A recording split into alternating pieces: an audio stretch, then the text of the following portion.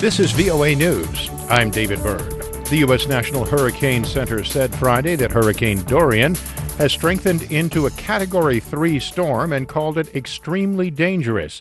As AP's Sagar Meghani reports, the storm is churning its way through the Bahamas and it's continuing on an expected path toward Florida. As it moves across the warm Atlantic water, Durian is a Category 3 storm for now. We think that it's going to strengthen into a Category 4 hurricane and potentially become the most powerful to hit Florida's east coast in 30 years. The Hurricane Center's Andrew Hagan says exactly where Durian is aiming remains uncertain a few days out, putting nearly the entire state at risk. And Governor Ron DeSantis says a shifting track means evacuation orders will have to wait for now. If you evacuate too soon, you may evacuate into a path of the storm as it changes. Sagar Meghani at the White House. And before he left the White House for Camp David, President Donald Trump said that he is monitoring the hurricane situation and warned that people still need to be prepared for Durian to hit Florida as a catastrophic Category 4.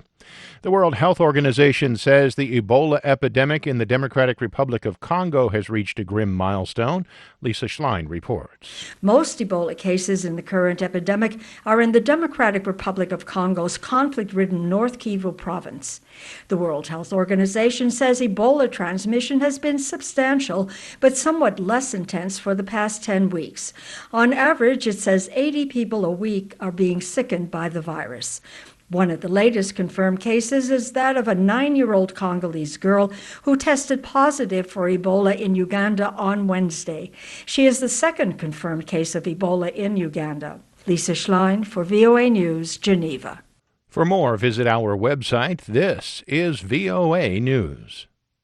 Police in Hong Kong Friday arrested several prominent pro-democracy activists after officials banned a mass march planned for Saturday and organizers canceled it. Joshua Wong, the founder of the Demosisto Party, and Agnes Chow, also of Demosisto, were released on bail Friday. Wong said that Chinese President Xi Jinping should not use force against demonstrators. And I urge international communities could send a clear message to President Xi. Sending troops or using emergency ordinance is not the way out. Wong was a prominent figure in Hong Kong's umbrella movement for full democracy during protests in 2014 that paralyzed parts of the city for 79 days.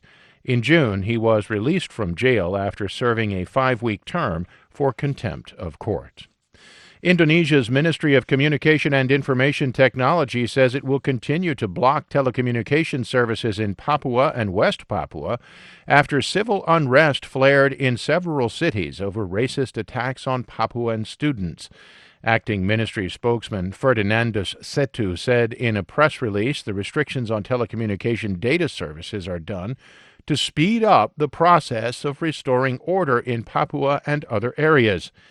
Indonesia has a history of blocking or slowing Internet access to prevent access to news it doesn't want the public to view. A healthy gain in consumer spending suggests that American shoppers are moving the economy forward. AP correspondent Mike Hempen has details. U.S. consumer spending increased 0.6% in July. However, the Commerce Department also says personal incomes rose just 0.1%, the smallest gain in 10 months. With spending increasing more than income, the savings rate fell to its lowest level since November. As the U.S.-China trade war has discouraged business investment and reduced exports, consumers have become more important to the American economy. Mike Hempen, Washington.